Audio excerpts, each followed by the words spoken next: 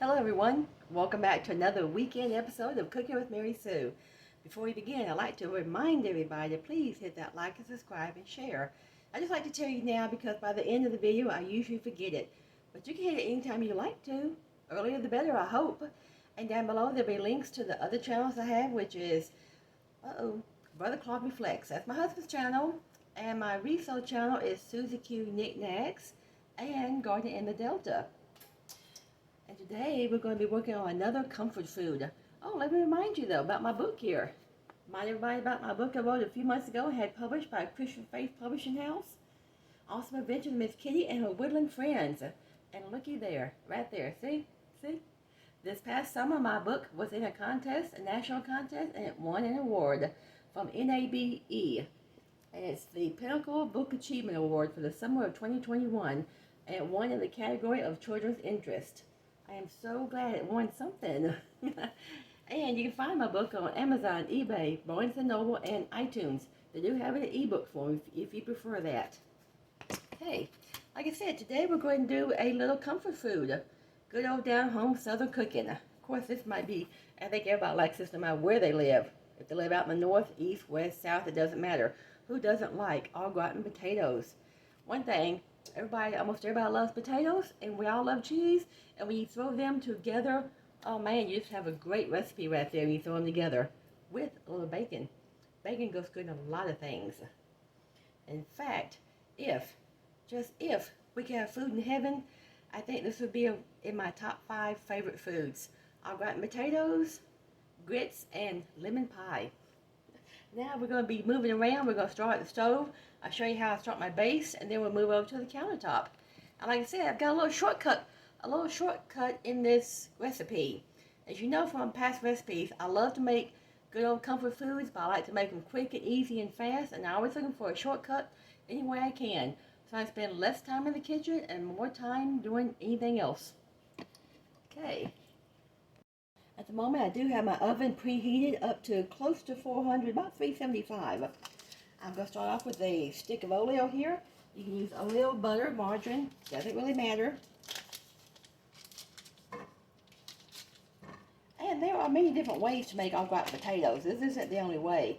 I've made them all different ways. As you know, I like to experiment with my recipes. I'll make the same recipe 2 or 3 different ways. I never make it the same way twice. I like to try different things in the kitchen. I like to do a lot of experimenting. Okay, I'm gonna let that butter melt. Won't take very long. I'm using one of my favorite Copper Chef pans here. So it'll be less mess to clean up and it won't stick. We're gonna let this butter melt. I've got it on medium low. I might turn it up to medium. Yeah, it's kind of between medium low and medium.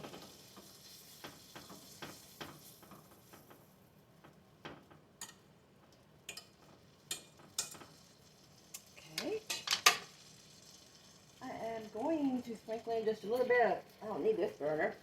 Okay, about 1/4 teaspoon of salt and pepper. As you know by now, I never really measure. I just dash this and give a dash of that, dash of that, dash of this, whatever. But I will put measurements down below for you to help you out. I've just been doing this so long now, I just kind of eyeball it.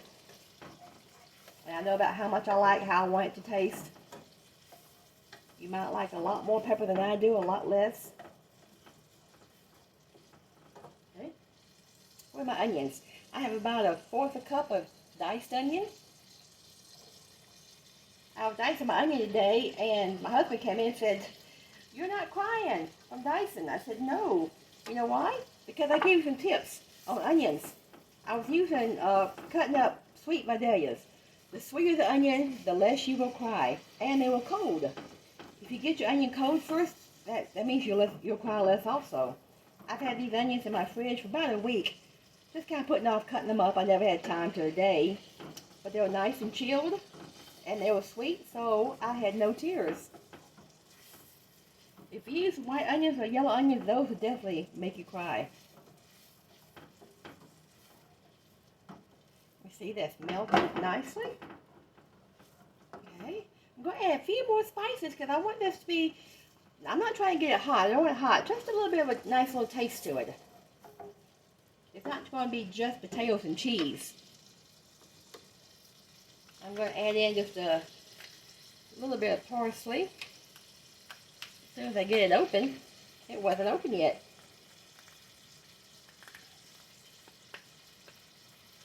There it comes.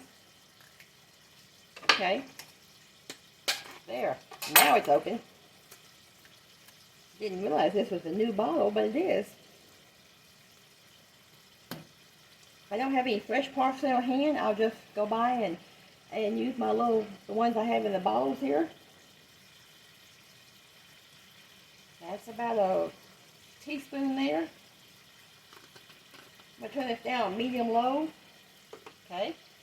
Besides the regular diced onion, I'm going to add just a little bit of chives because I like the flavor of chives also. Now I'll add some more on top of this once it's done. Don't want that whole, it's too big. Okay. And we'll put some more of this on top later before it bakes. I'm going to add just a little bit of paprika. About a teaspoon. No, I'll take it back. Maybe about a tablespoon. Okay, that's fine.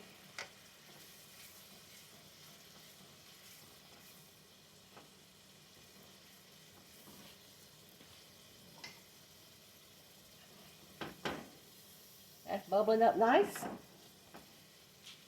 Now I'm adding two types of bacon. In my sauce, I'm going to add a little bit of real bacon bits. But on top of it, before I put it in the oven, I'm going to put real bacon dices. I cook 4 slices and I dice them up, and that's going to go on top before it goes in the oven. But in my sauce, I add some of this. Just to have a little extra all through it. That's probably about 2 or 3 tablespoons. Okay. Now we're almost ready for the cheese. Okay. I want to make this, I need to make a little thickening agent to go in this so it gets creamy. Let me turn this down low. I'm using cornstarch. You can use cornstarch or flour. Now cornstarch, it tells you on the back here, 1 tablespoon of cornstarch equals 2 tablespoons of flour. So I use 2 tablespoons of this. That would equal 4 tablespoons of flour. You can use either one. And you don't ever want to dump this right in your liquid because it will gum up too fast. What I did, I took my 2 tablespoons and I put it in a little bowl with just a little dab of water. Just enough to stir it up. Now I'm going to put that in here. Okay. I need a spoon to get some of that out. Okay. There. That's good. And in a few seconds we'll add the cream and the cheese. You can use either milk, whole milk, 2%, but today I've chosen to use heavy whipping cream. I'm going to use a 1/2 cup.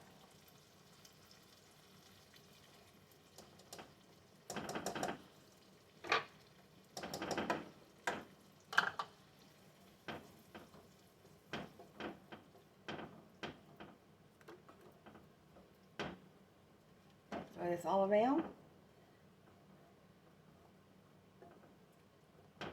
Now we're about ready to add the cheese.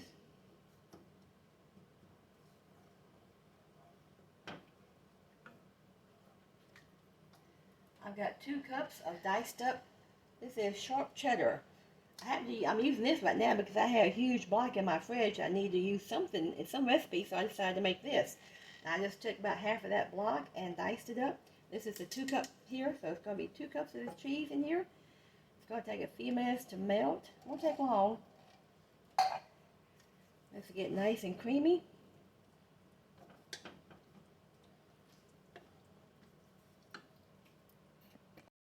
I'm also, just for another little extra flavor of cheese, I love to blend my different cheeses together, I'm going to put in a 1/4 cup of, that is Parmesan, just grated Parmesan.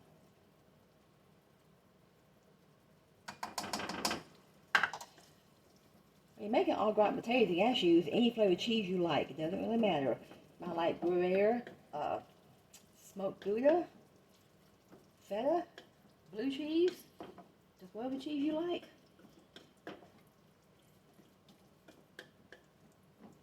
It's your kitchen. You make your recipes, kind of adjust it to your taste, your likes and dislikes.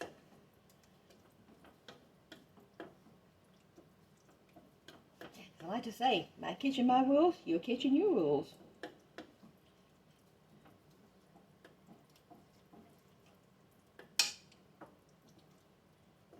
You can always tweak a recipe to make it your own. Just add a little this or that you like to it, some other spice to it. If you want to make it spicier, you could add some jalapenos to it, or some chili powder, or some crushed red pepper. If I had it on hand, I would have added some Mexican cheese, but I don't have any today. I went to the store down the street to get some the other day, and they were out also. So, I'm just making this today without Mexican cheese. And that you have to just adjust and use what you have on hand. That's it. Boy, this is almost nice and creamy. It's getting nice and thick. About 5 more minutes, the rest of that cheese will be melted. It's still a little lumpy. I'll keep melting it till all the lumps are gone. It's nice and smooth. We'll keep stirring. As you can tell here, this is just creamy enough and melted enough. It's just right. Let's see if I can show it. See there? And since I'm using this Copper Chef pot, it's not sticking a bit. This pot is great for any type of cheese sauces or anything that normally would be sticky. If you put it in this pot, it won't stick. Now we're ready to get the potatoes ready, and that's when I show you my secret. Now we're over here at the counter. We're ready to put it in my dish and bake it for a little bit. And here is how I make this a lot quicker and easier, my shortcut. Instead of using raw whole potatoes that you gotta take time to peel and wash and cut and slice, I'm using pre-sliced potatoes in a can. Now I don't normally keep raw potatoes on hand too often because I don't cook with potatoes very often, and they would probably go bad before I use the whole bag up. So I do keep a lot of canned potatoes in my cabinet, in my pantry, and I keep frozen potatoes on hand. And since these are already done, they're already fully cooked, they won't cook as long in the oven. That means you can get this cooked and ready on the table a lot quicker. Right now I'm going to put 2 cans in here. I'm using, this dish is 11 by 7. You can cook this in any size dish you want to, it doesn't matter.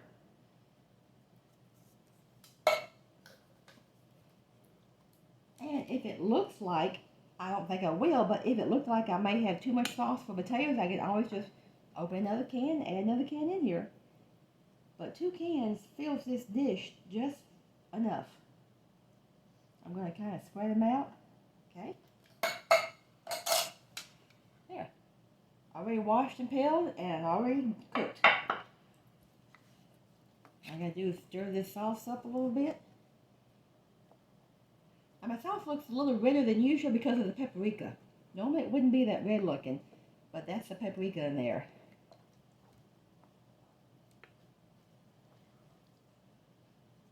Oh, this sauce is just going to pour right over it. Man, that poured out easy.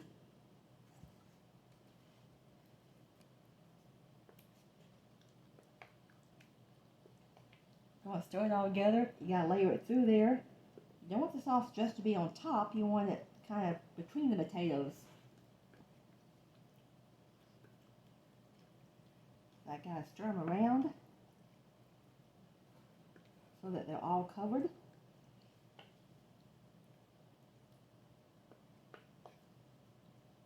Yeah, they're stirring fine.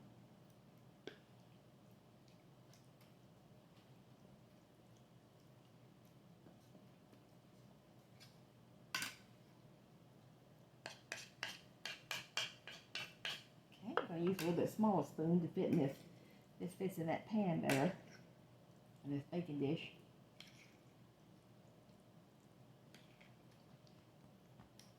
Try to get the cheese in between the layers there.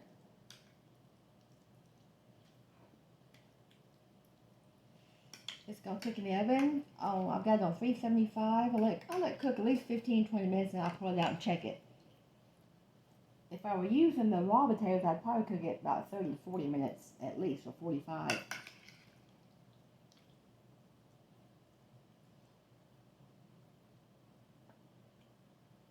going to spread that sauce out a little bit here and there.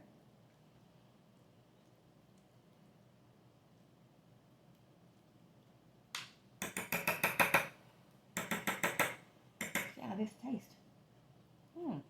That sauce tastes wonderful. Okay, now, I did mention bacon, didn't I? See, I've got 4 slices of bacon diced up here. We're just going to spread this out a little bit. Try to even it around a little bit here and there. You can use more or less.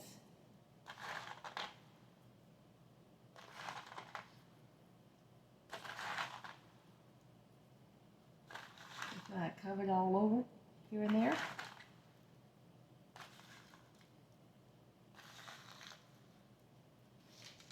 There.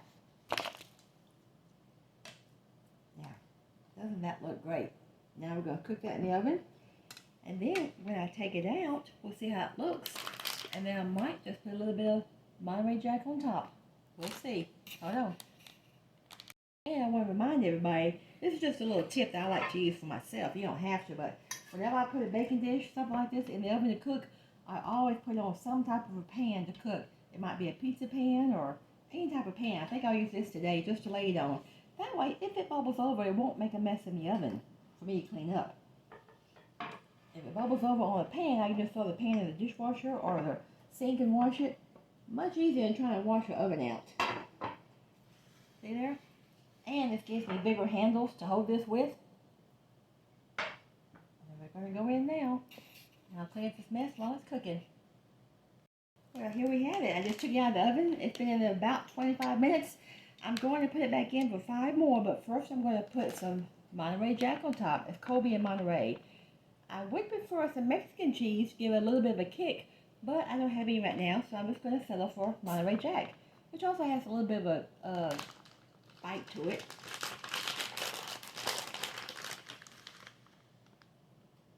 Like I said, I love mixing different flavors of cheese together. You don't have to make your dish all one flavor unless you want to. You can. I like different flavors of cheese in my dishes most of the time. And just sprinkle a little bit to cover on top, that's enough. And I'm going to put some chives. Just a few of these, a little bit more of these chives for the flavor. And the look. It gives a nice little coloration, the green on there.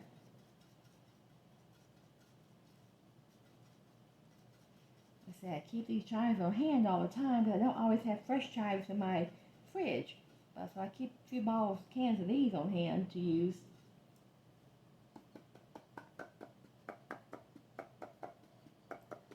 Now we're going back in the oven for 5 more minutes. Well, we're done and we're back here. It's all done. I put it back in the oven for 5 more minutes with a little shredded cheese and some chives on top. It looks beautiful. Now, it did just come out, so it's very, very hot. When you take a hot dish out of the oven, especially one that has a lot of cheese sauce in it, anything like that, you need to let it set for about 10-15 minutes, maybe 20 minutes. And just let it congeal, let it harden a little bit. If you cut into it right now, the cheese is just going to run everywhere. So it needs to set. It's not going to be too cold to serve. This will stay good and warm for several hours. It just needs to set for about 15 minutes. Now, remind everybody, my secret ingredient to a quick and easy au gratin tater dish, my shortcut is using canned sliced potatoes. They're already done. You don't have to peel them. Now, if you do want to make this dish with wild potatoes, just use probably about 3 to 4 big ones to make this. If you rather use those, it doesn't really matter whichever one you like to use the best. I just like to take shortcuts myself when I'm in the kitchen. Okay. That's it for another weekend recipe. I'll be back next weekend with something else. If y'all like me to try something sometime for you and I'll show you how to make something, just leave it in the comments below. Or if you try some of my dishes, let me know how you like them. And share this with all your friends. Now, I'd like to remind everybody, I'm sure nobody's forgotten, but this is the weekend of 9/11, 20th anniversary. Something we'll never forget, and I hope as a nation we never will forget it. It'll live in our hearts forever. I hope everybody, I want to give a shout out of praise and thanks to all the people that helped that day. All the first responders and firemen, doctors, everybody that helped, all the survivors. Just say a little prayer for them tonight and last night. But God bless everyone. I'll be back later. Bye for now. Happy cooking.